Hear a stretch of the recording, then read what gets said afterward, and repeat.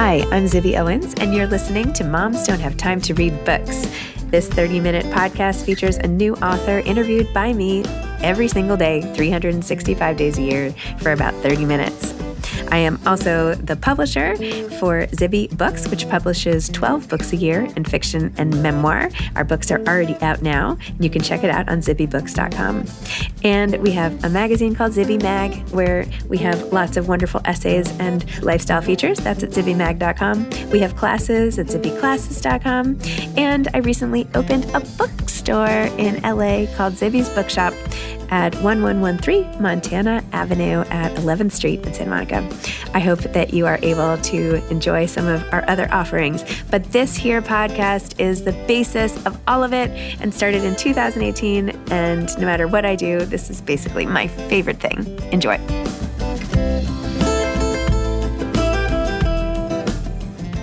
Dr. Aomawa Shields is the author of Life on Other Planets, a memoir of finding my place in the universe. She is an astronomer and astrobiologist, the Claire Booth Luce Associate Professor in the Department of Physics and Astronomy at the University of California, Irvine, and a classically trained actor.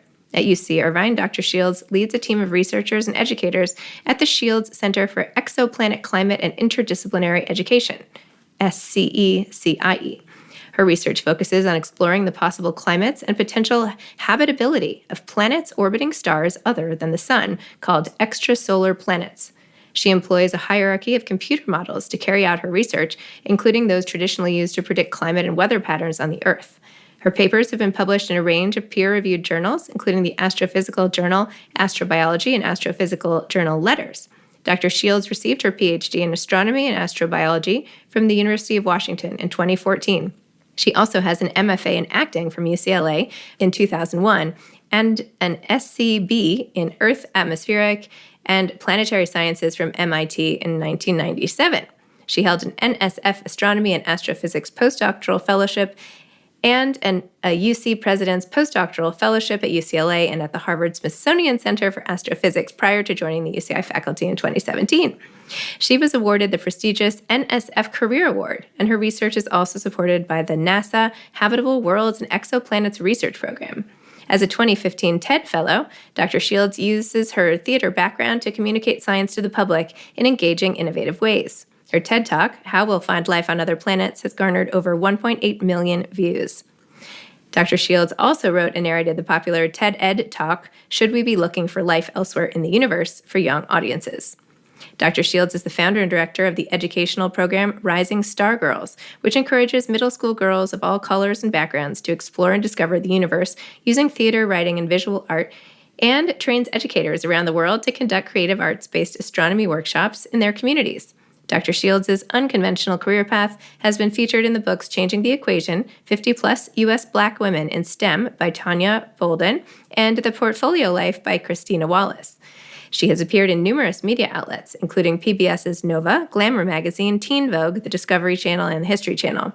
In Life on Other Planets, Shields shares her personal and professional path as an astronomer, classically trained actor, mother, and Black woman in STEM, searching for life in the universe while building a meaningful life here on Earth.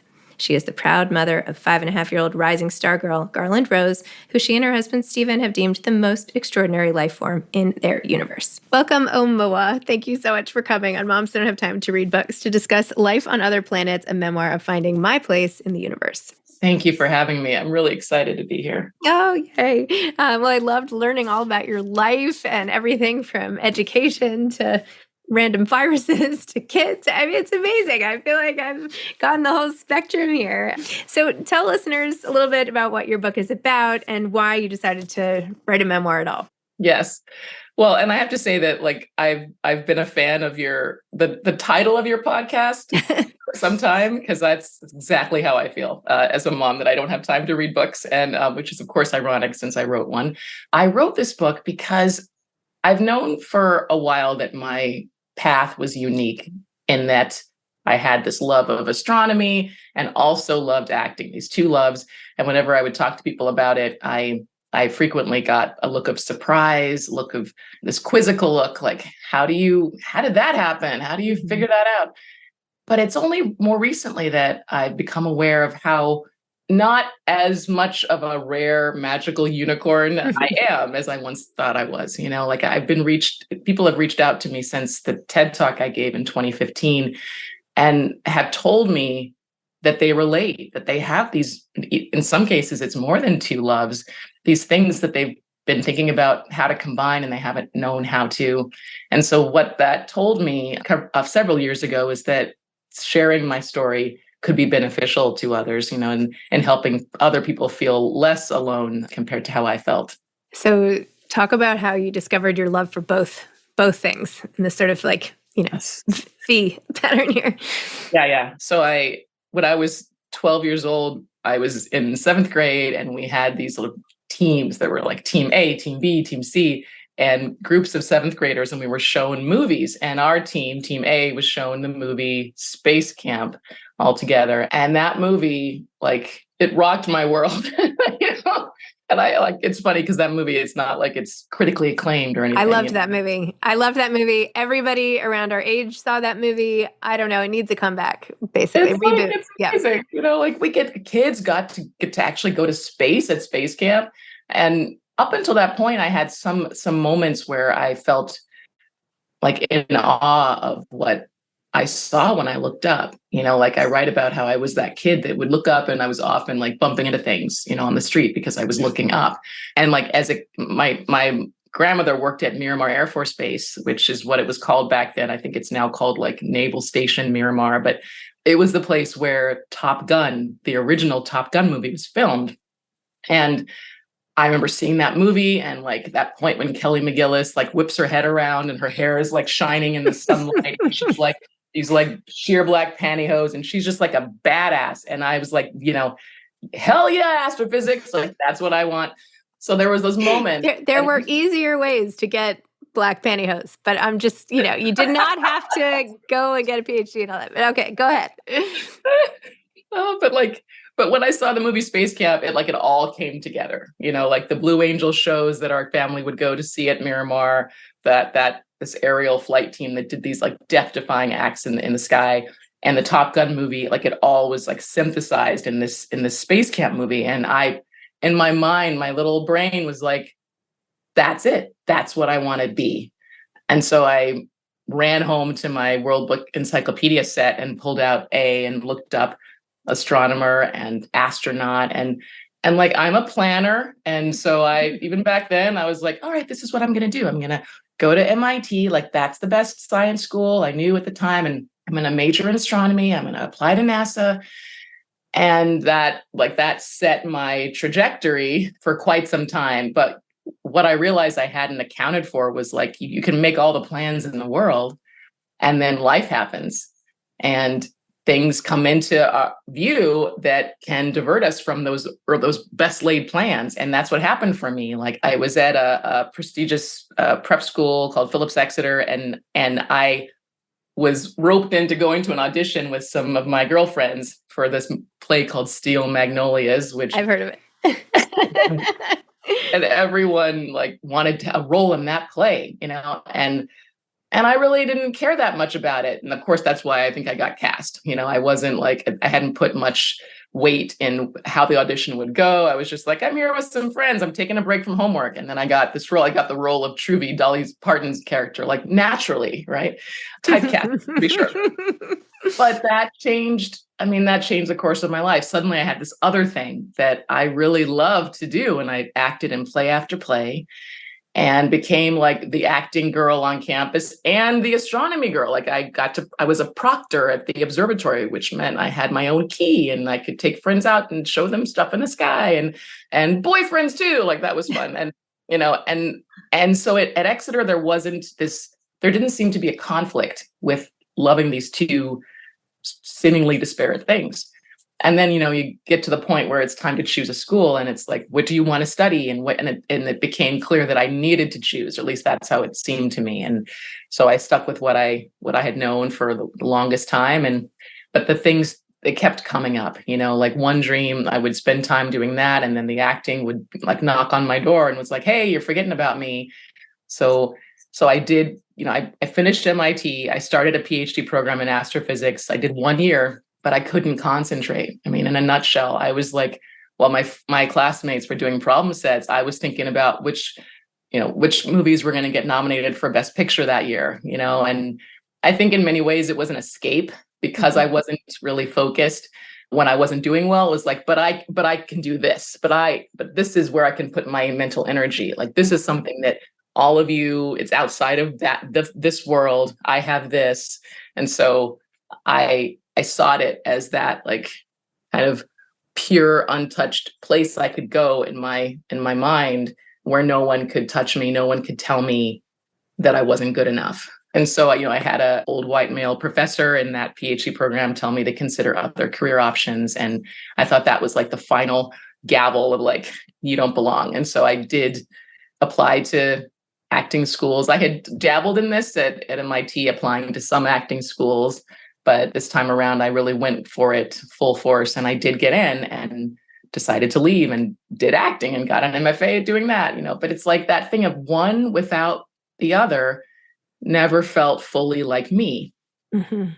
It's again, like it kept shifting, and I found my way back to. I did some awesome things as an actor. I mean, I got to act in films, and even one that went to Sundance, and that was spectacular, and I had a lot of like false starts, like doing a science TV show and thinking like, this is it, like this is what life has been, heading towards, the science, the acting, it's coming together, and then like they recast the hosts, so it was like, oh God, it's not like, what am I supposed to do? But all along there were these moments where I got help from outside. And like, that was the thing that I hadn't availed myself of the first time around in the first PhD program. It's like, as I struggled, I got smaller, I isolated.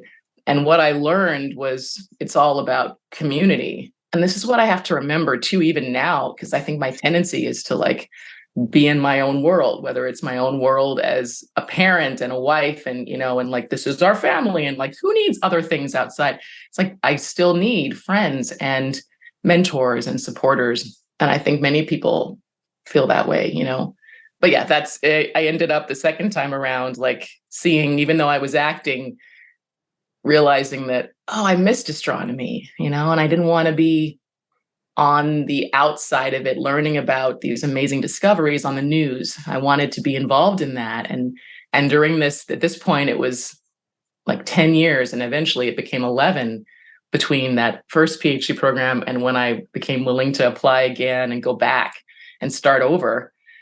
And this world of extrasolar planets had just exploded since I'd been away. And this field was, really prominent. And that's what I really became interested in and wanted to do. Basically, you're wildly talented at two completely different things. And for everyone else who's like trying to find their thing, the answer is you could actually have two things. You could be like you. Or three, or even four. Yes. Yeah. Yeah. I think the main message from the book is that it's not either or, it can be both and, or yes and. And that if there are no role models for what we want to do, we can be our own role models. And that's what I wish I'd known earlier, but I'm glad I eventually learned, that it's like, just because I haven't seen it done doesn't mean it shouldn't be done. Or maybe your whole thing is that you have to be in close proximity to stars. And that can be Hollywood. Okay. Hollywood, the sky. There you go. An earlier version title of the book, I thought it could be like Different Stars or something like that. Yeah. And I think like I eventually, there's a chapter in there called Exploding Stars. But yeah, I think this was the way to go. Yeah. Well, we don't actually want the Hollywood stars exploding. So, that would not be a good, yeah. I know you talked about some of your roles, but do you want to share, a particularly exciting acting moment? You don't have to. Yes, there are two come to mind. Of course, the one that got me my SAG card, which is that thing that every actor gives you your street cred. You're in the union, and it means, besides the fact that you can earn more money, your day rate is higher. It's like a badge of like, I am in the big leagues. Once you're a member of the Screen Actors Guild, at least it was at the time, and now it's combined with AFTRA. So now it's, I guess, your SAG-AFTRA card or something. But when I first got my SAG card, the way I got it was getting this role in a film called 9 Lives, which was directed by Gabriel Garcia Marquez's son. And I was working at the Skirball Cultural Center. This is one of my day jobs. He was on my podcast. He wrote a book. Didn't he write a book? Yes, Yeah. about his parents, right? Yeah, I read that about his parents. I can't remember now what it was called, but I interviewed him and it was fascinating. Okay, anyway, sorry, go on. How do you have time to read books? Because you have like 4 kids, right? Or 5? I have 4 kids. I do. I have 4 kids. That's not even why I don't have time. Right, and a publishing company and a store. I don't know. I can skim. I can't like sit around and read a book for like 8 hours anymore, but I can skim, and some I read slowly, but most I don't read slowly, unfortunately. So that might be the way to go, because at least you're getting most of a lot of different people's writings, you know? Yeah. I mean, it's nice that they all get sent to me. I mean, if I was buying all these books, it would be an issue. But yes, it's working out well. I mean, it works. I love my job. I love what I do. It's like the most fun. And I don't know. Yes. So Rodrigo, keep going. Rodrigo, Sorry. Yes. So I was Mulholland Drive is this like very snaky road through the Hollywood Hills of LA. And I was driving home and from the Skirball job that day. And I got this call. I had done an audition, like the producer, Julie Lynn, was married to a history professor who taught at Exeter. So when I went to like an alumni function, I was like, by the way, I'm an actor. And like, that's how I got the audition. But I never in a million years thought it would pan out. And I got this call from Julie, and she was like, want to be in 9 Lives? And I was just, it's a miracle that I didn't like drive off the street, the road into like the basin of LA. And then I said, well, I'm not in SAG. And she was like, in Taft-Hartley you, which means that you don't have to jump through the hoops that you normally do to get your SAG card, or like be on as an extra on a bunch of sets. You just get it. The movie producers decide that you have something that they can't get within the union, I guess, the population, and that they need to bring you into it. And so that will always be a moment in my heart of like, arriving in many ways.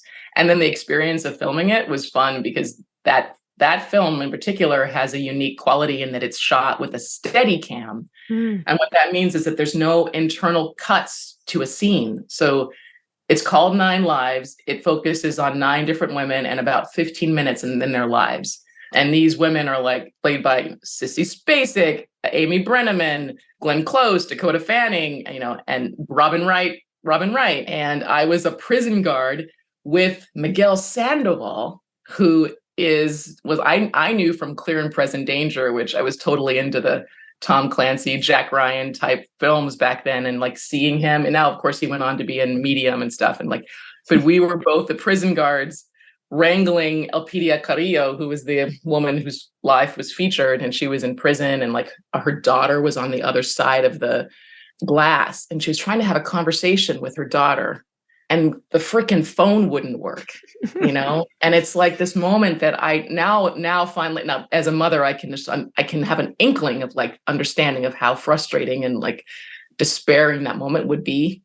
And the whole circumstances of why she was in prison were, very, very sad and traumatic as it was. But like, she couldn't have a phone call with her like 8-year-old daughter, and she just freaks out, and we're trying to wrangle her, and and she just loses it naturally. And so that moment and shooting that, and how we did maybe like 3 or 4 takes, and it was done. And the camera follows the whole action. There's no cuts. And I had 14 lines, and they all stayed in the film, which is a big deal. That is a big deal. And the other role that sticks out to me was just classical theater. I was in a play called The Trojan Women by Euripides. And I played Andromache, and there's a scene where I have to say goodbye to my son, who's going to be flung off a cliff, because that's what happens in Greek tragedy.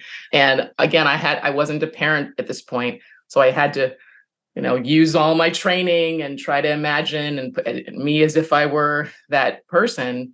And my method acting teacher came to the performance, and I mean, she told me after, she was like, you went there. You did. Salome Jens and she's an formidable person. And, she was like, you were there, you went there. And that was this moment. And I felt like she was right. Like I knew I had I had completely committed to that moment of what that would be like, and and everything. And it's like, those were Oh my powerful. gosh, amazing. You talked later in the book that you completely believed that you were immortal until you started getting sick. Tell me about that. And did you actually, I mean, obviously you didn't really believe that, but I know that what you mean by that feeling. Can you talk a little bit about that? Yes, I think I still had that 20s, in my 20s, and maybe other people relate to this. It's like I felt like I was invincible, like I'm never going to die. And I had always been healthy. And I had known people who had health issues, and that was never me. And this was the year of going up for tenure at my institution, and it was incredibly stressful. I had thought that I had been told, oh, this is a slam dunk, and it very much wasn't. And that fall, I went in for some tests. I think it was just routine labs. And I had some weird couple of days where I felt flu-like symptoms, and then it went away. And I went in for some routine blood work, and my liver enzyme scores were like off the charts. And they were like, what's going on? And they had more blood work. And at one point, I think I had 15 vials of blood they had to take on one particular occasion. And it turns out I had a hyperthyroid condition called Graves' disease, and had to start taking medication. And the weird thing was that the liver enzymes, that thing I had, that flu-like, it was just almost like a monotype virus called CMV, cytomegalovirus. And it's just this random thing that people can get. And so the liver enzymes calmed down. But the one thing that didn't, after all this blood work, and I write about how the great thing about this vigilance that the medical system has is that, yes, they will catch things, and they're going to catch something, it's great that nothing's going to fall through the cracks, but they're going to find something. But that moment, thankfully, I've been treated for that, and that seems to be not an issue anymore. But I think what that told me, I'm glad you asked this, because I'm in a phase now where I'm recognizing how internal the pressure is to do and to work and to produce. And I just finished reading the book, Rest is Resistance by Tricia Hersey. And she talks about this grind culture that is like a legacy in our country. And it dates back to slavery and white supremacy and capitalism. And it's like all of the structures that are in place in this country to encourage people to believe that if they're not doing, then they don't have value.